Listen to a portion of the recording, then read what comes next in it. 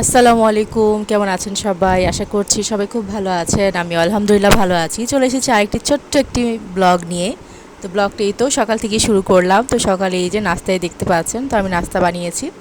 তো রুটি পরোটা বানিয়েছি, আলু ভাজি করেছি, ডিম ভেজে নিয়েছি। তো আজকে আমি ডিম দিয়ে রুটি খাবো, আর আমার হাজব্যান্ড প্রতিদিন পরোটা আলু ভাজি খায়।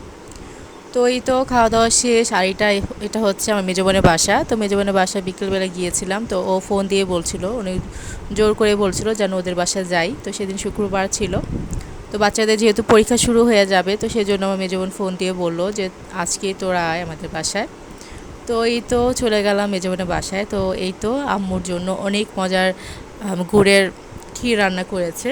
নারিকেল দিয়ে গুড় দিয়ে ক্ষীর রান্না করেছে। এটা আমার আম্মু খুবই পছন্দ করে। এটা ফ্রিজে রেখে ঠান্ডা করে খেলে খুবই ভালো লাগে।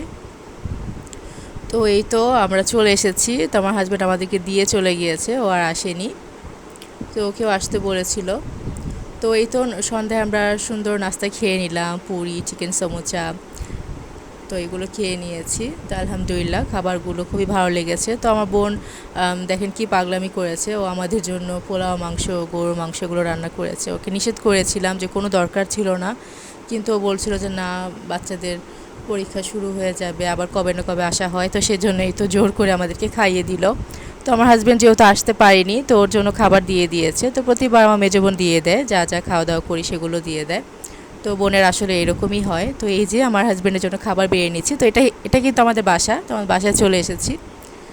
তো এই তো আমি তরকারিগুলো গরম করে নিয়েছি, এখন আমার হাজব্যান্ডকে খাবার দিয়েছি। তো আজকের ব্লগটা আপনাদের কাছে কেমন লেগেছে অবশ্যই কমেন্ট করে জানাবেন। আর অনেক দিন পর ছোট্ট ব্লগ শেয়ার করলাম।